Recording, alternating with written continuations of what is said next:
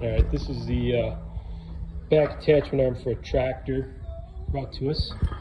This is supposed to be one piece, broke off. So grind that up, weld it up.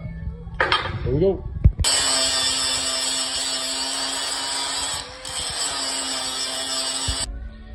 All right, we got this all V'd out.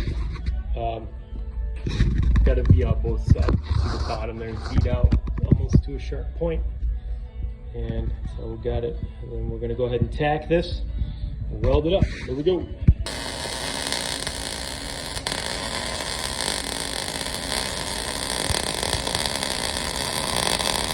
Okay, all welded up, ready to grind. Here we go. There it is. All set. Nice and straight.